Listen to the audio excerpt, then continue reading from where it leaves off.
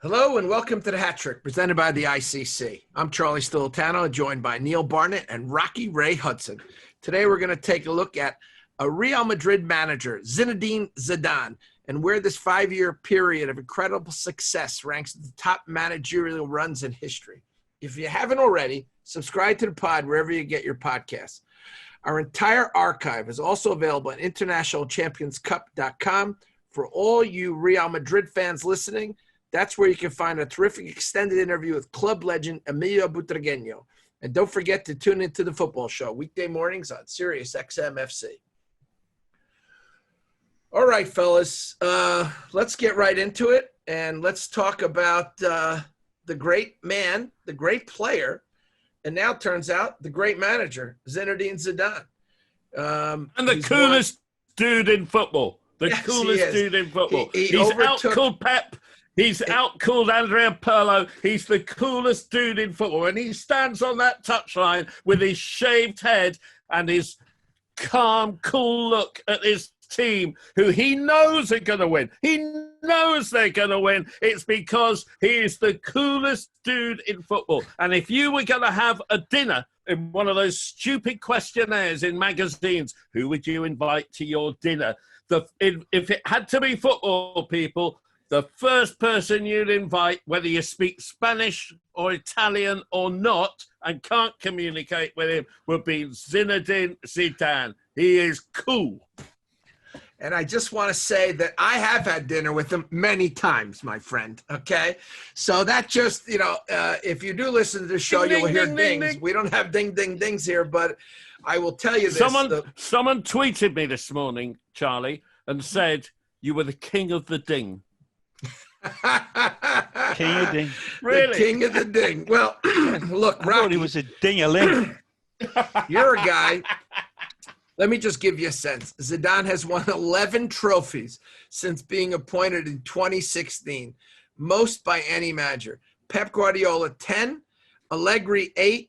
He's got 3 UCL titles, 2 LaLiga titles, 2 FIFA Club World Cups, 210 games, 141 wins, 43 draws, 26 losses, a 67.1 winning percentage. Among Real Madrid managers have managed at least 100 games, only Ancelotti, 74.7, Mourinho, 71.9, have had better winning percentages. Wow. And he's the only manager in the modern era to win 3 straight UCL titles, which is pretty impressive. And he's only had 3 full years in charge and 2 bits of years. Right. And in between, he took a little time off here and there to be cool, no doubt, Neil, to be cool, to like somebody, maybe he went to like, I know there used to be these finishing schools, right? Maybe there's cool schools that he goes and like guys go and they teach him to be cool. Maybe Eric Cantona is a professor. Cool Rocky, he was a cool player. He was one of the greatest footballers of all time, Neil. Even Alfredo Di Stefano said he's a walking masterpiece. You watch him bestride the footballing pitch with a grace and a class. And amazingly, he's carried that dignity and that class into his managerial career. And this is a World Cup winner, European winner, a Champions League, Ballon d'Or winner. And he didn't have to do anything else in his managerial career to be an absolute true legend. But he has burnished it in a way that we'll talk about in this podcast on that few can even hold a candle to. And it's after walking away from the game, he even had the temerity and the amazing class as well to walk away from Real Madrid after he won 3 Champions League and said, that's it, turn the light out, I'm over. And he did it the same way. In this day and age we're living in, Guardiola and Jurgen Klopp and Mourinho and these people, this is a man that did it in a completely remarkable manner. And it's just unfolding now.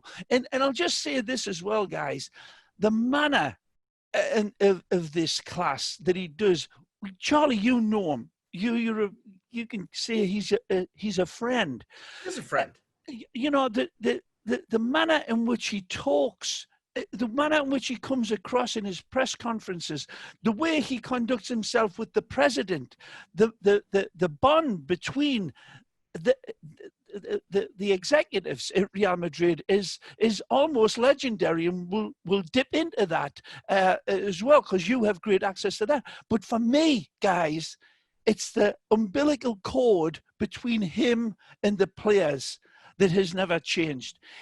The manner in which he gets his messages across and gets his players completely buying in to what he is doing. I mean, the titles themselves say one thing, but the accomplishment of how he does it with this silence about him almost is what makes him, for me, stupendously magnificent.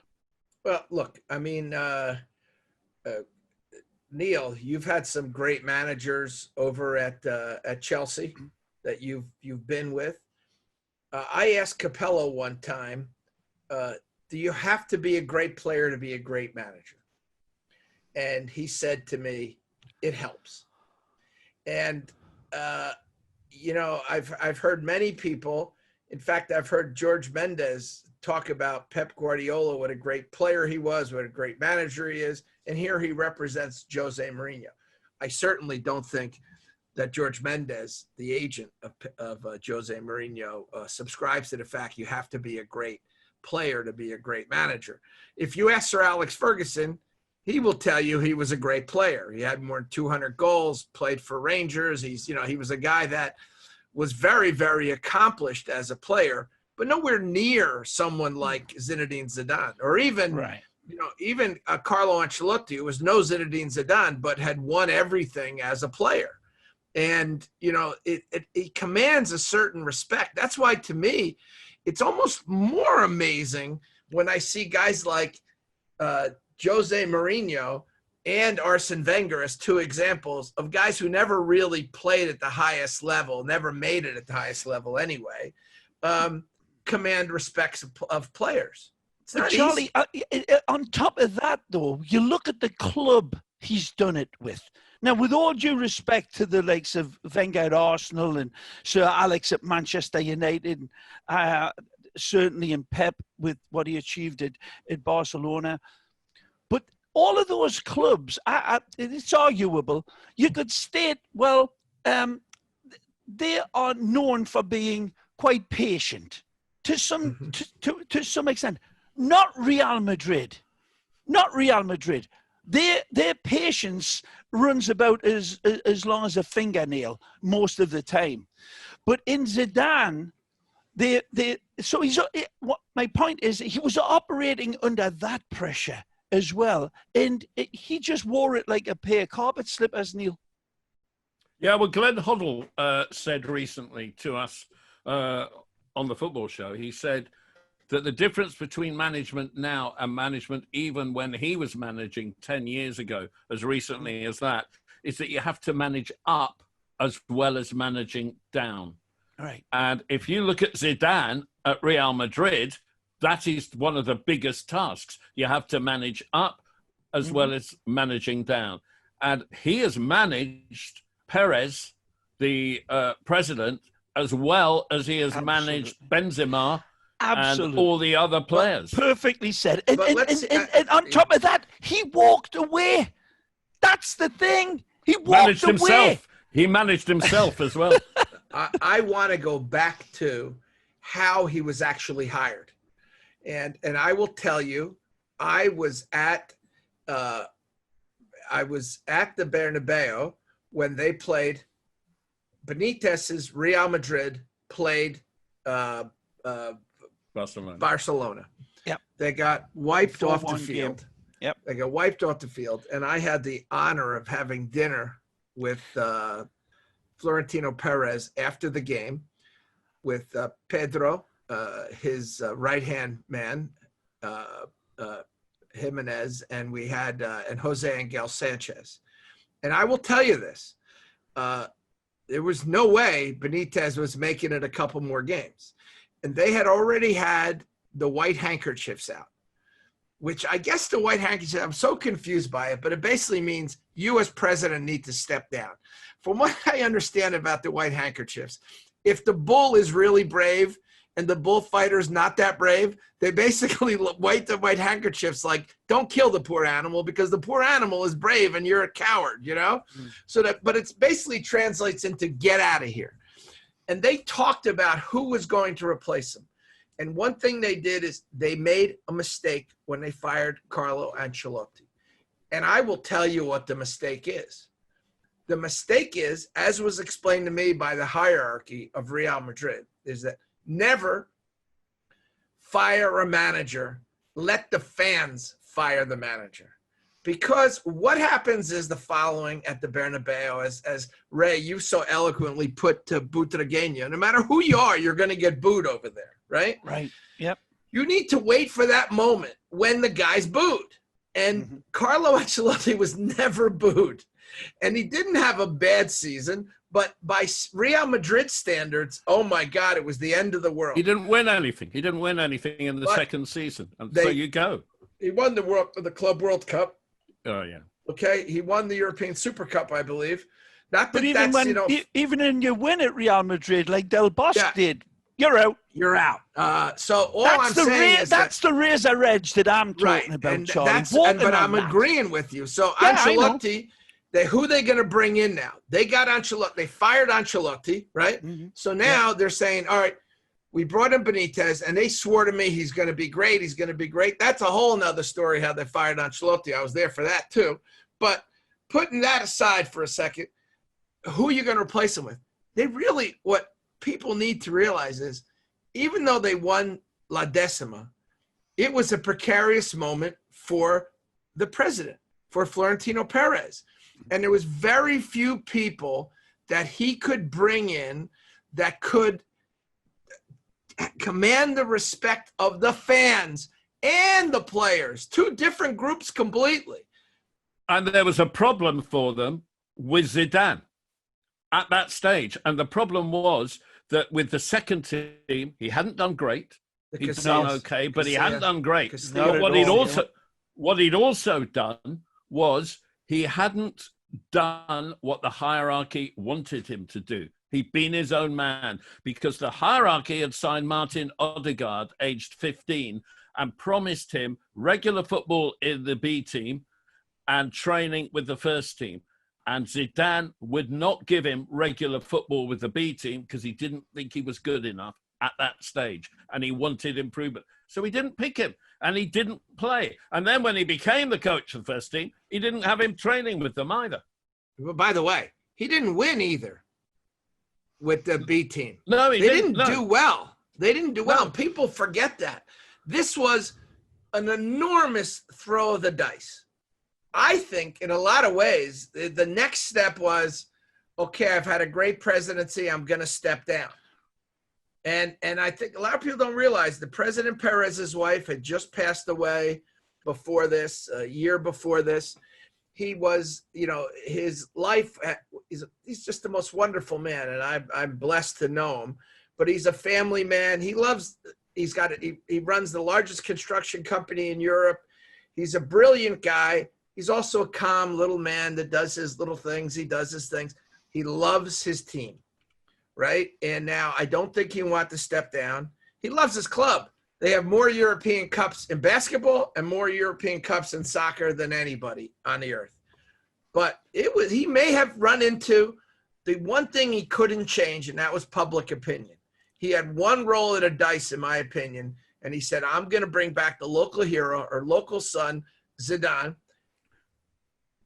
The rest is and that was the middle of the season. Hang on, Rocky. It was the middle of the season. He won the Champions League, which gave him time. Rocky, did you ever think that in his first full season, 2016-17, having won the Champions League in 2016, that he would win La Liga as well? No. It was remarkable, the effect that he had right the way across the team. It was something that you couldn't have certainly not expected in being able to predict the fluency of the game and the excitement. You know, when he was on the bench with Ancelotti, learning at Ancelotti's knee, that was a great introduction as well. I want to make it clear that part of it, that reintroduction of the hero, the legend of Real Madrid under Ancelotti as an assistant, was the first start of peak for the players to become more acclimatized to him, to get used to him. And I thought they were similar in the manner in which they went about their business. Did the president, Florentino Perez, look to Barcelona and say, you know what, that trust that they laid out to Pep when he was so unproven, where he was not, it was a legend in Barcelona's footballing club as well. What cojones to take that leap, despite the fact that they've not done anything on their coaching level. It was such a smooth transition, and I think Ancelotti still had a lot to be responsible for setting the table in some ways, Charlie, for him to come in and start having an effect. And it just got greater and bigger, and the trust became more enhanced, and the connection between the players and him in the manner in which he handled them. You know, they call these types of managers whisperers. These aren't the Mourinho types or the Klopp types where they're doing it on that outgoing, or certainly not a hairdryer like Sir Alex. There's a different management scheme that this man had, and the way it was introduced, and with the success started to wash each other's hands, and yet the struggle was the La Liga, the trophy to not just continue winning the big cup, but La Liga. And this season, that's what he set out to do. That's what that after your tournament in New Jersey, after that shellacking that he had at Atletico Madrid's hands, where Real Madrid were murdered, they were booed, it was a humiliation. And Zidane said that part of it, that ICC game, stung them so badly, and that was what kept him and his team very much focused on their prize this year, not the Champions League. They wanted Barcelona's crown. They couldn't allow Barcelona to win 3 consecutive La Ligas, and he did that as well. Well, let me tell you, I also I think that you bring up a great point, and it's one I want to hear from both you guys on. It's his style. Don't forget, he played for Carlo Ancelotti for 2 years. People forget this.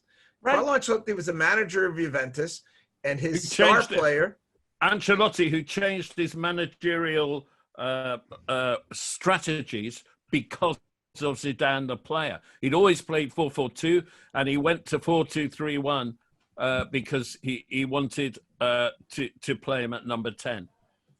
No, that's exactly right, Neil. But he learned that management style, though, that way to, I'm going to trust my players.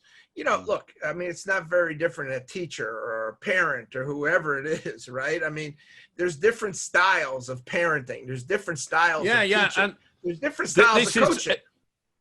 In his absolute prime, Charlie, Jose Mourinho at Chelsea said to me, there is no truth in management. Meaning there is no one way of doing things. Right. There is no one way of getting people fit. There is no one way of playing, no one way of winning games. You have to find your way with your team. And you have to have your belief. And look, his management style, though, is similar, and I think Ray said this best, as to Ancelotti's. And yeah, I was just about to say, it's like that, I'm going to trust my players. They trust me. It's not going to be, listen, this is what you need to do. I mean, I look at Antonio Conte, and I got to tell you, his first few years at Juventus, it was even worse than it is now. I mean, he would literally, every single play, he'd say, pass to the right, pass here, go up, do this. And he had in his mind what he wanted every single player to do. That's one way to do it. And then you have guys like Jose who sit there. I'm sorry? Chess master or a robot manipulator. Yeah, but look, you have guys like Jose to do that before the game, and in training, this is how he teaches the guy to do it. Then you have guys like Zidane and Carlo who basically say, look, you're some of the best players in the world. This is how I want you to play. Figure it out. And by the way, if you don't play, it's because you're not playing well enough. See, that's the argument that will always be held. And I think it holds a lot of water that with Real Madrid, the quality of the football doesn't need to be highly effective tactical approach. I'm not saying that doesn't have a lot to do with how you approach a game, how you approach a final. By the way, he's won all 9 finals that he's ever been in. Let's not forget that. So that part of it, he has an effect on them tactically. He does. I mean, I've seen him, how he adjusts when Valverde gets in, with Casemiro, with Toni Kroos, how that he'll play Modric. He'll play Modric when the team that he's playing against is a deep block, is a team that's... He'll play Vasquez at right back, the right winger. Yeah, I mean, there's a lot of just flexibility that he doesn't get credited with. But, this is a team where the tactical foundation is based around, if I can put this correctly, in my eyes, the tactical formation is based around the class and ability of his players. And the president keeps producing for him these type of players. And it's up to him to make the pieces fit in the most amazing way. And he does it with such a soft approach. From the outside it looks, but beneath it is an absolute integration of getting the best out of every player through every lane of his attacking team. So Rocky, we're now in an age where Mourinho is in charge of slightly less good players at Tottenham, where Ancelotti is in charge of slightly less good players at Everton, and we're seeing them coaching their players and their teams to be better than they've been. Could Zidane, if he were put in charge of not world-class players, would he still have the coaching ability to improve them? And that's the big question that's always hung over him, especially the Madridistas in the early going. Where it should hang over Pep then. It should hang over Pep because he's that's only right. And it's a ridiculous sort of argument against him. I understand the posing of the question, but it's not his fault. This was his club. This was the club that he was weaned on, of course, with his great French career and his great time in Juventus. But it's Madrid that. He was the greatest, biggest winner and the greatest influence of I would say, a club culture. And it's carried through into this situation now. And I don't think you cannot knock him or besmirch him just because he's had great players. How many great coaches, how many great clubs have we seen in the past where the talent is there, but it's not coming together? And there's fallouts with players and there's reactions from players. But Zidane handles it, even in the most renegade ones, likes of Gareth Bale. He'll still keep them on board. That part of it is not just man management, but it's because he's been the footballer's highest mountains. And the players recognize that, it's proven to be, they'll follow him through a fire.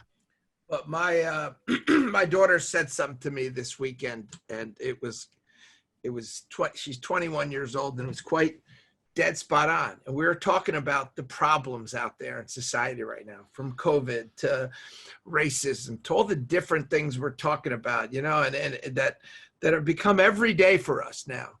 And she said, you know what? Everyone's got their problems. And this is really, this really goes back to what we talked about the managers, because it's not easy managing superstar players. Okay. And it's not easy managing players that aren't good enough to do what you did as a player.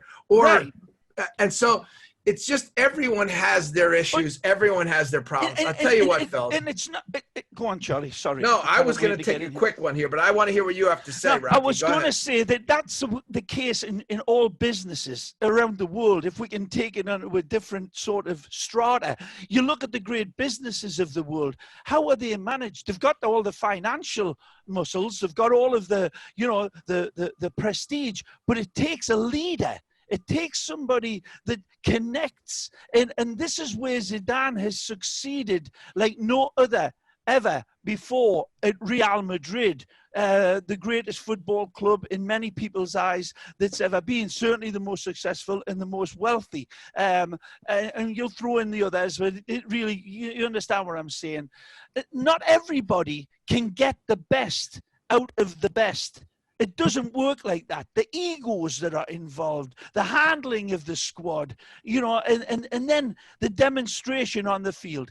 Since the test that came this time is another mountain Zidane got over, where there was 11 games left.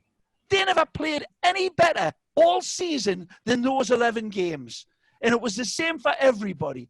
But Real Madrid did it in an imperious way, unbeaten in the 11 and claiming rightfully La Liga crown. Oh, won them all. So strange year, but it had a lot of merit. Let's take a quick Charlie, I just thought you were going to say that your daughter said, Dad, you're the second coolest dude in the world. Next to Zizou. In fact, Zizou was very nice to her in Montreal because she took French and Zizou had her ask questions in French to him, which was just outstanding. What a cool dude he is, I have to tell you. Let's take a quick break, and I want to talk about the historical perspective of Zidane. All right, fellas, here's what I want to talk to you about. I had a conversation one time with Fabio Capello at lunch, who was a pretty good manager in his own right, okay? And he said to me, 3 managers in the modern game changed the way the game has been played. He wasn't talking about who's the best managers, who's the worst, who's this, who's that. He said 3 managers changed the game. And by the way, I later asked this same question to Sir Alex Ferguson, and Sir Alex said, I agree with that. And it was simple. He said Rinus Michels with his Ajax team and Johan Cruyff's team changed the total football, changed the way the world understood the game, changed how you had to play against them, changed how you had to play with them. You just changed the game. The second one he said was, and he inherited this team from Arrigo Sacchi. He said, many people feel that team that Capello had was one of the greatest teams ever, but he says Sacchi changed the way the game was played. Even Jurgen Klopp talked about this the other day. He was one of the guys he looked at and admired was Arrigo Sacchi. And then he said the final part to the puzzle was Pep Guardiola, the tiki-taka, and as he came up with that, and he had a team that was absolute perfection, which we hear Rocky talk about all the time. So putting that aside, that sort of stylistically, how the game has sort of changed over time. And there's been great managers in between. There's been the Sir Alex Ferguson, the Jose Mourinhos, the Lippis, the Cruyff. I would argue Carlo Ancelotti, even though Pete doesn't have him here, I think it's anti-Italian discrimination. But there have been incredible managers, but I don't know if there's any that we can talk about in the last 30 years that's had as good a 5 years as Zinedine Zidane has had. No. Tell me, fellas. I got Pep Guardiola, 2008 to 2012. Sir Alex, 1998 to 2003. Obviously had a 25-year career. Jose, 2005 to 2010. Lippi, 94 to 98 with that Juventus team. Cruyff with Barcelona, 1990 to 94. Sacchi, we talked about him originally, 1987 to 1990. There's some teams in there that are just juggernauts. I'd put Carlos 7 years at AC Milan in there too, but you don't have to. It doesn't matter. No, I think 3 Champions Leagues. Don't worry about it. A couple titles. I don't think Guardiola, Zinedine Zidane has changed the face of football at all. I think what he's done, the way Mikkels and Saki and Pep did, unquestionably. You agree with that, right, Rocky? That they did change the way it's played. I think it'd be difficult too, because that's not. It was Zidane took the talent and made it into an absolutely imperious, blunt force of brilliance, and recognized that with this functioning talent that he had out there, he could get his hands into the door, and with that beautiful deft man management that he has, from whether it's a kid that you're seeing in like Asensio coming through, or if it's a superstar like Cristiano Ronaldo, there's that, I keep saying it, the great Shakespeare line, a little touch of Harry in the night, in the way that the great King Harry touched his men in the trenches, talked to them, related to them, and then they would go out and die for him. That's the manner in which Zidane got his style over to him. And anybody thinks that that's just an excuse for a way of a word like man management, to put that as the be-all and end-all of a superstar player that he was, and a brilliant coach that he is, that's the biggest insult ever, because beneath that is all of the other stuff that goes. Without that, all of the tactics, all of the blinding with science of formations and levels of play and patterns of play cannot be accomplished. I remember a great line, Mourinho, and this was passed on to me from a friend who knew him, knows him, and he was talking about his Manchester United days when it was starting to dissolve in front of him. And Mourinho says, I don't have a team. I don't have a team. And it's just struck me so hard that even some of the greatest coaches in the world, likes of Mou, was able to say, there's nothing I can do tactically that is going to get this team any better, because I've lost them. Zidane has never done that. Even when he's walked away, I keep coming back. When he's walked away and he's come back, players love him more. Yeah, no, it's insane. But you bring up a great point. I remember Eddie Firmani, and you remember him, Ray. He was the coach of the Cosmos, and he's actually a trivia question. What player has scored 100 goals in the Italian top flight and in the English top flight? It's Eddie Firmani. He's the only guy that's done it, by the way. The golden turkey, you know that, right? The only guy that's done it. But he said something to me when he was stepping down as the Metro Stars manager the first year. He said, I've been at this game a long time as a player, as a manager, and I've lived this game. One thing I know that has not changed: once a manager loses the team, it's lost. It's gone. And I don't know why, but you see it out there, and it really happens. And, Zidane hasn't lost that yet. He hasn't lost that. But why? I'll turn this one to Neil. Neil, why does everyone just say he's lucky, or he just has great players, that's why he wins? Because he's cool, and they think he's not therefore engaged. He's the Obama of managers. He's cool. I want to disagree with Capello, but I don't know who with. But whoever put Beckenbauer back to sweeper in Germany changed football, the way football was played and the way you play out from the back. So excuse my ignorance. I just don't know who the manager was. I assume it was a Bayern Munich manager, but that changed the way football was played. Beckenbauer attributes that to Elliot Herrera, who did that with Facchetti.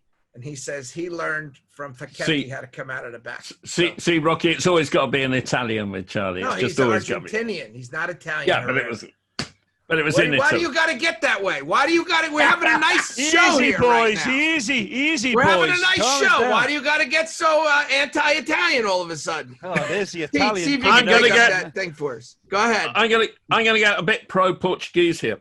Mourinho changed the way the game was managed, not the way the game was played. Yeah. Great. He changed the way the game was managed with his analysis of opposition and the degree to which analysis could defeat the opposition by exploiting weaknesses and negating strengths. And he turned management into a 24/7 job. 365 24/7 job. And really, it was Mourinho more than anyone who made football managers simply first team in charge people, even though when he came to Chelsea, he was in charge of the whole club for the first 2 years. But directors of football and everything else became necessary. So I'm not claiming he changed the way the game was played, but he changed the way the game was managed. But what Zinedine Zidane has done in the era of micromanagement, where Pep needs a player on the touchline, come what may, whether it's a fullback or a winger or even a central midfielder, but he always needs a player on the touchline, where Conte gives every player A, B, C, 3 alternatives of what to do wherever they get the ball. Pep has come in and he simply prepares the team the way he wants them to play and lets them go out there and does it. And I really believe that in football now, Pep is the greatest Zizou is the greatest halftime manager. He will look at the way the first 45 minutes have played, and then he will say, make a couple of little changes, and Real Madrid will go on and win the bloody lot. And here's the thing, though. How often? And look, I don't disagree with that at all. In fact, I agree with you, which I find myself getting angry at myself whenever I agree with you about anything. But I will tell you this, that it's almost as if, there was analytics done on managers, and your guy Mike Ford did this, and he said that Jose Mourinho was quickest to make changes in a game when he saw things that were going wrong. He's comparing him to Carlo. Carlo would wait longer to make the change, whatever it is. And it seems to me that it all comes down to trust with Zidane. The trust he has in his players and the trust he has in himself that he's going to get it right. Because sometimes he's making changes in the game that aren't necessarily, I'll call them Jose Mourinho changes, where he's gone from, 4 in the back to 3 in the back. He's going to switch this. He's going to do that. But he's gone with, you know what? I think Isco would be good today in this game. Yeah. Or at least that's what it appears like to me. And I know I'm nothing compared to Zizou, but it seems like I have faith in this guy. You repay my faith. Go out there and win us the game. He knows his players, and he knows how to handle them in and out of the team, and how to massage this team against different opponents. I've seen him play Toni Kroos on one side to protect for Marcelo when he was producing his magic going forward, and the effect that would have on the whole display of the footballing team. And this is so intriguing, lads, when we're talking about the science of football, really, here, and how you get X at the end of that algebraic equation, which is trophies and winning. And, we talk about the great Mourinho and the great Ferguson and the manner in which they did it and how they did it, the Wengers, all of them, Guardiola's, and with different clubs, with a different set of suits and executives, and what the cloak and dagger operation that is. How do you get? Zidane hasn't had that yet. Zidane is at the club with the greatest board politics, the greatest history of player power and fan power as well, all standing in that opposite corner, and that's who you're going to be fighting with all the way on the line as well, Neil. Right. Well, let me ask this. He's only managed for 3 full years. He came in the middle of a season twice. So he's only managed for 3 full years. And he's won the league in 2 of those. I look at a player like Benzema. I look at a player like Modric, and them in particular. Obviously, Casemiro. Marcelo, big time. And they all played their best football for him. They all played their best football for him. So I want to turn it round and turn it on its back and say, who are the players that didn't improve under him, and why didn't they? Well, Rocky? Kovacic ended up leaving. Jovic out.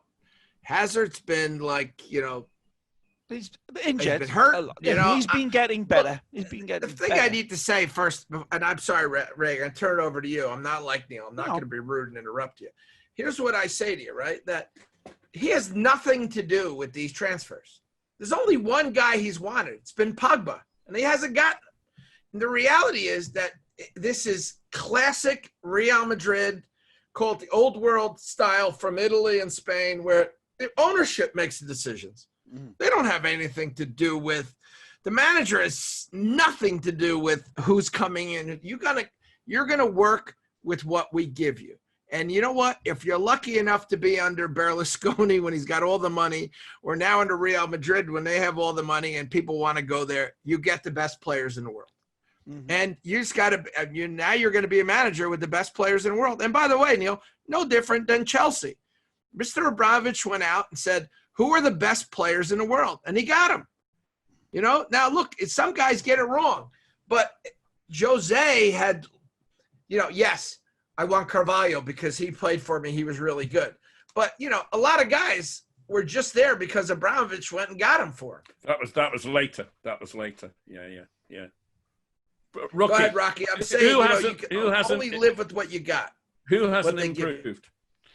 Well, the one that you mentioned earlier that was is still a very precocious talent, and it's probably not the greatest example, but was Odegaard. That you thought when he was starting to be introduced to this team that he would take on a far more influential role, the way Federico Valverde has, but it didn't happen. And you kind of, he's not a mad scientist. He's not able to extract. The player just wasn't ready. Kovacic is another one, but Zidane liked Kovacic. He loved Kovacic. He played him. He played him regularly as well. It's just that now he's got this.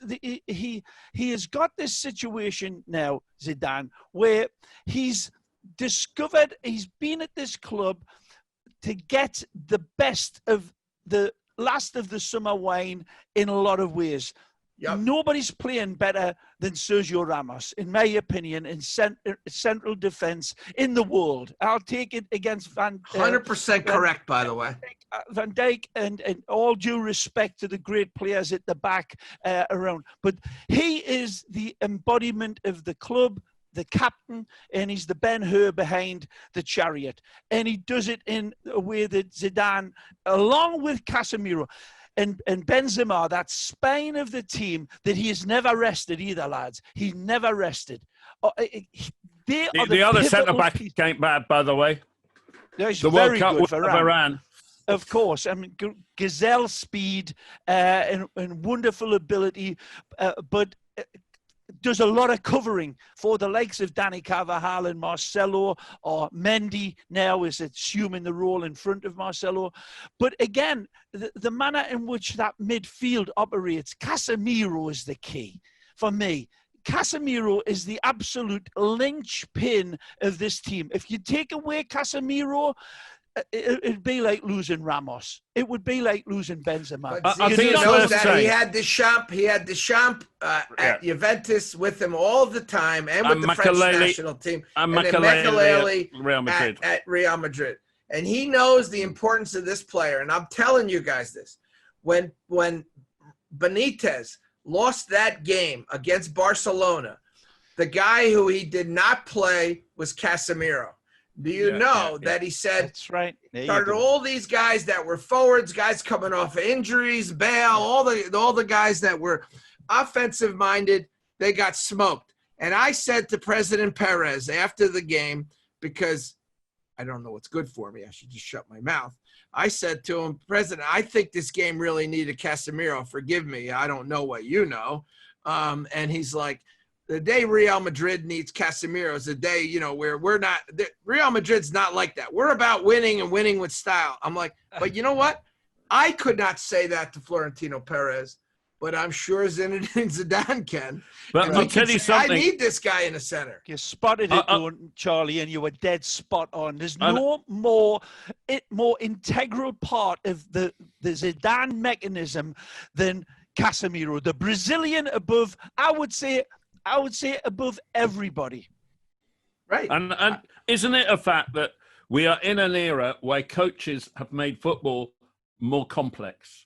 Yeah, complicated. More difficult. And what Zizou has come along, he's come along and said, "No, that's not cool. I'm going to make it really simple. I'm going to go back where good footballers can express themselves, flourish, and win." Yeah. All right, fellas, that was so beautiful. Let's take a quick one right now. I want to talk about the future for Zinedine Zidane. He's got a big game coming up against Manchester City. Okay, against Manchester City. And one that, I got a little note from Florentino Perez the other day. I congratulated him for winning the league. And he wrote me and he said, well, yeah, that's the league. Now we have to win the Champions League. And I didn't get it as that was great. We've had enough. I got it as the job's not finished yet. Right. And I wanted to write back and saying, how much do you want Zizou to do for you? Seriously, what can this guy do? In the little time he's been there, he's won everything. He's like, no, it's not good enough. It's not good enough. Do you think that Zizou would have watched Arsenal beat Manchester City with a back three, closing the spaces around the penalty area, forcing them wide, and he'll say, I think I'll go with a back three today? Or do you think he'll just go, nah, I'll send the boys out. We're better than them. Yeah. He won't adhere to a change that radical. It's not. It's certainly not with the wide players that they have in Carvajal and Mendy / Marcelo. But Marcelo's out for the rest of the season. These are tremendous inventors in them wide positions. And you're not going to drop Varane or Ramos. So I see that as a non-starter, Neil. Yeah, and the only thing you say is that he was. That they were outplayed in the first leg. They really were outplayed, and they were fortunate to get out of there just 2-1 at home. And took the lead, and that was the strange part. When he scored, took the lead, I thought, well, they're going to get this will be locked up right. now. They're going to turn it around. Do you think he'll go with 3 up, or do you think he'll try and congest play a little and go with the extra midfielder? That's the key, Neil. Is he going to go with the 4-4-2 with the likes of Isco in the midfield and play with 2 up front? I would think, knowing that Manchester City are going to come after them and come out at them, I think they'll go with 4-3-3. I don't think they'll need that extra invention from the point of a diamond, the way Isco or Modric is the other one that he gives them when they're playing against teams that are going to bunker in, they're going to the low blocks and all of that. That's when you need those sorts of players in. It'll be interesting because and the other question, two Brazilians are still learning their games as well, Neil. Vinicius, the other question is, do you need legs against Manchester City? That's do you right. go with a younger side? Yeah, exactly. And I don't know about the younger legs. You look at Toni Kroos and Casemiro and Modric. You got to throw in Valverde. Valverde may be the type of player that he has to play in a game like Manchester City. To cover some ground for him. Exactly, the cover. And he's such a great box-to-box player. He carries the ball so well, and he can play on a defensive role of covering on that left side as well when they play him in that left in a midfield 3 along with Furlan Mendy. So it'll be intriguing. I don't think it'll be a situation where he gets it wrong. It'll be Manchester City will have to be at their absolute best because the way this Real Madrid team finished off this season, they're full wind in their sail and belief. Well, we'll see. We'll do a special on Man City depending on how they do here, because all I've heard is that they're going to win 3 cups. They've won the League Cup, but that's Charlie, it so far. But that's another podcast. Huh? They are, as we're doing this podcast, Real Madrid on over 3-1 to win that game, 3.5-1. I think they are exorbitant odds. I think they've got a real good chance of winning that game. Well, one thing they have is trust in the man, and they have faith in that they can overturn this. They're not looking at this as like, oh my God, we have to have the perfect game to win. They're really not. They're really not. They saw Arsenal win 2-0 on the weekend. That's all they need. And it isn't something that, they'll never be able to do this. I just want to switch gears a bit as to, look, I'll tell you, they call Zidane Florentino's son. If you ask about relationships, don't worry about that. He's the one guy that could say, Prezi, I want Pogba. And Florentino, like a dad, will say to him, not today. I don't think you need that car. Put that away. We'll be okay. And they really do tease him that it's his son.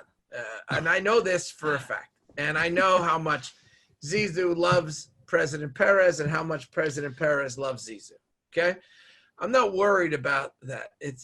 He'll never, I don't think, this is one guy that Florentino will not fire. He'll ask him, have you had enough? Are you going to step down? What are you going to do? Now, let's first start with personnel. Personnel hasn't been – it's always been a little bit strange with Zizou because he's gotten more out of these guys that we thought were going to move on. In some cases, they brought in the young Brazilian kids, Vinicius, as you said, Rodrigo. These guys are players that are making an impact. Odegaard, by the way, looks like he's coming back next year. And it looks like, he was 2021-22. Yeah, he was one of two guys that really impressed this year in the league. And so they were very much thinking that this would be the case. But here's what I want to say to you. I want to ask the question. Who are they going to get next year? That's Zizou's dog, by the way. Cool dog. That's Zizou's dog, asking if he's going to get Mbappe or not, because Bean my dog is a big fan of Mbappe. Apparently they run together. They're just boys. Anyway. Oh, the poor mailman, the poor mailwoman. She just gets, she can be eaten one day if I open the door. You know what I mean? I don't know what to tell you. All right, Bean. She's gone, all right? Jesus. All right. So, let's start again. Looking at this, some of the Brazilian kids have come through. Rodrigo, right? We look at Vinicius. He's gotten more out of the old guard from Modric and Marcelo in particular. These guys, I thought, honestly, this year they wouldn't play at all. And as you said, Rocky, Ramos has been probably the best center back in the league, in the world right now. Yep. So, where do they go next? Do they finally get rid of the likes of that's a horrible thing to say. Did I ask these guys to move on, the Modric's, the Benzemas? Do you bring in a new crop? Do you go after everyone's talking about Mbappe. Everyone's talking about, I know for a fact they've talked to me about Lautaro Martinez. I think that's, Barcelona envy, right? If they just don't want, it's got two factors they look at, right? One, can we use this guy? And the second factor is Barcelona going to get the guy? So I know for a fact they've looked at this kid as a real potential global star. What's next for him? What do you think? Rocky, who do you think they're going to bring in next year? Charlie, I don't know if they'll bring in anybody. I don't know if they'll keep the manner. I think the Pogba situation is the one they want, as you said. And Zidane doesn't go to his father, Florentino Perez, with his cap open too many times. I think the Pogba situation is going to be intriguing following, because Paul's playing so much better now at Manchester United. But, Zidane is his hero, just like Mbappe is Zidane, has that Zidane connection. But given the massive outlay as well, which is a reality now of this pandemic and the effect that it's had on all world footballing clubs, especially the men at the top, and the stadium renovations, which, you know, don't pay for themselves, all of this has got to be bankrolled. So if they are going to let the likes of these stars coming in, as Zidane gets, there's going to have to be somebody going the other way. So the Gareth Bale sale would be an ideal solution to it, but the agent and Gareth have said we're not going anywhere. What are you going to pay for Bale, which is right? strange. I mean, and Mbappe, excuse me, not Mbappe, Pogba. Manchester United doesn't want to let him go for less than 120 million. Right. Most people say he's worth 50 million right now. Not because he's bad, but because he's not a kid anymore and he's had some injuries and he's, you know, same thing with Bale. What are you going to get for Bale now? What team is going to pay you $100 million for Bale? It's not going to happen. Not going to happen. I look at it this way. One thing that we haven't said that is very important is that in the first era of Zizou as manager, Zidane as manager, he built the team around Cristiano Ronaldo. And he managed Cristiano as he got older into playing fewer games and winning the Champions League again and again. When he came back, he had lost the equal greatest player in the world. And what did he do? He built a completely different team, albeit with very similar players, almost the same players, and built the greatest defense in Europe. He is by a mile the best manager in the world. He built the greatest defense in Europe. Real Madrid, managed by the best number 10, aside from Pele and Maradona in global history, and not less than them, up with them as a player, built the best defense in European football. He built a different team with the same players, or almost the same players. Mm-hmm. Now, what he's been doing, which we haven't talked about, is something that Sir Alex Ferguson was forced into doing because he couldn't replace the players as they got older, and he brought them back in order to save his teams. He played Ryan Giggs and Paul Scholes less and less and brought other people in to give them rests. And he's been doing that with Modric. He's been doing it he did it with Ronaldo, and he's been doing it. He's just started doing it a little bit with Cruz, and he was doing it with Marcelo. Now, the question is, as Modric and these players really begin to get too old, will the players who have been coming in their place be good enough? Valverde, Mendy, and so on. Yes. And the big question is, what about the guy that he hasn't managed to do it with? 32-year-old Karim Benzema.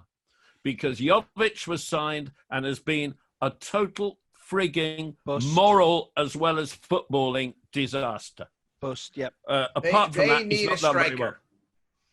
They need a striker, and they keep talking about guys like maybe we should have got Lewandowski. You can't get him now; it's too old now. Yeah. You need. So they got to go out and they've got to find someone who's going to give Benzema another 2 years, 3 years playing at the top. I mean, I look at my club at Chelsea, and Olivier Giroud's not played all year, and he's come back age 33 after lockdown and looks the best centre forward in Europe. Benzema managed. Will win Real Madrid trophies for the next 2-3 years, but he needs not to play as much. Where will Zizou go if he goes anywhere? Chelsea. Oh. Please. No, because he doesn't want to. He's got to stay more than 6 months somewhere. No, I agree. It's Frank Lampard. Frank Lampard is the coolest dude in Europe. In England. In England. But he's the coolest dude in England, but that's not But he needs hard, to shave his head because it's going. That's not hard, by the way. It's getting thin. Yeah, I'll talk to him about shaving his head. You know, sorry. This is a really important point. Should Rocky shave his head? No. Rocky looks beautiful. He can do whatever the hell he wants. I think honestly, there was talk of a couple of years ago of Allegri going to Real Madrid and of Zizou going to Juventus. I wouldn't be shocked at all if Zizou. Well, that's a great question because Allegri. Well, let me finish the question then. No, but only the big six in England going to be available. Don't see it. Who's going to be available for Allegri this summer? Well, Newcastle. Look, I know he wanted to go to England, but it seems like he had an opportunity probably this last time around and didn't really fight for it. I don't know. But, I mean, I don't see Zizou going to England. I don't see that as like what he really wants to do. I mean, it seems he's very happy in Madrid. He's very happy with his family there. Listen, he was very happy in Italy. Charlie, I don't see him. He doesn't need to do that. But, Charlie, everybody thought that the world was glittering in front of him after he won that third consecutive Champions League. Mm-hmm. And nobody expected what happened. Overnight, he turned around and he said, I'm done. I'm out of here. Do you remember where you were when that happened? Because I can. You couldn't believe it. I was with Zizou and President Perez at dinner when he told him. No, just kidding you. How good was that, though, Neil? You see that, Neil? You see Rocky's face? He's like, you jerk. It was a cataclysmic decision. And now that he's won the league title in Spain, which was his prime objective this season, who would truly bet big against a Real Madrid team going on that Champions League, which is their cup? They call it their trophy. They own it. It's not, they own it, by the way. If he does that, and he stated openly the last few days, he doesn't know what the future holds. He doesn't know what tomorrow brings. And who could object to that after what he's done? This pressure wears at these men and these players in a way that it's not always obvious. Guardiola said the same, Zidane, and there's big changes like you indicate, Neil. That there's big players that are going to need to be replaced. Probably Sergio Ramos more than any. Benzema. How do you replace him? How do you replace Sergio Ramos? They will. It's Real Madrid, Charlie. They will replace him. And look, let's not forget, he came back because President Perez asked him to come back. It wasn't as if he was itching and dying to come back. That's right. Okay, he was fine. He was fine. And I know this for a fact. And President Perez said, I need you. The club needs you. And he felt an obligation. Charlie, was he went back and won the league. Was he watching games when he wasn't? I don't know. Honestly, I don't know. I would think I don't know. He's so cool. What does a cool guy do? I don't know. You know what I mean? I don't know. He hangs out. He hangs out. He's cool. He hangs out. Tell me the most important thing of all as well. Cool university. Professors, Obama, Pirlo, Cantona. You go in and they teach you how to be cool, Neil. You could. You should go there and spend 6 years there to get a regular degree. Rocky could go and he'd be a PhD in a year. Oh, yeah, right. I want to know this, Charlie. After his time in Italy and his time in Spain, does he prefer Spanish food or Italian food? I think he's French after all at the end of the day. Who knows what the hell he does? But I do know this. He loves Madrid. It's a nice place. I won't even call Madrid a cool place. It's a beautiful place. Yeah, it's not like it's so hip and cool. But he is hip and cool. Like I said, he's the Obama of cool. He's the Pirlo of cool. I love the guy. What can I tell you? Fellas, let me ask you this. Is he going to go down as the greatest manager of all time? No. By the way, I have Sir Alex Ferguson as my number one of all time. I don't think he will, Charlie. It's because there's too many cynics out there that will point to the fact that it's the Real Madrid Aladdin's cave of talent that he had to work with, which is utter bullshit. If you want to know the harsh facts. I've never heard him curse.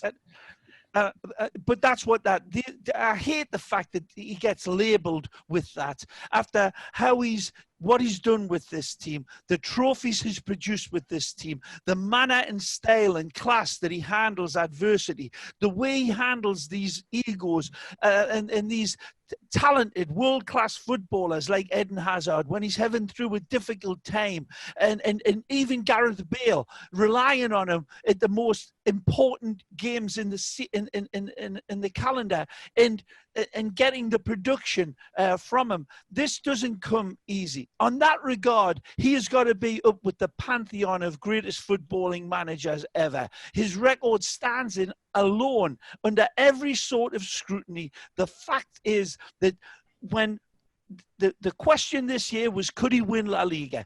Could he take advantage of a Barcelona team decidedly on the wane, that haven't invested in the youth the way Real Madrid have? And I'm talking about even the players that Zidane's given his blessing and lending out: Regulon, Asensio, Ceballos, Odegaard, Kubo, Odriozola.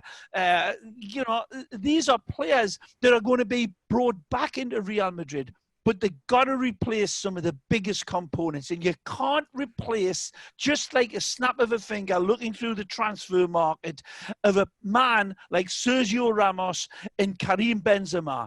These were the big ones. You wondered, are they going to be able to replace Keylor Navas?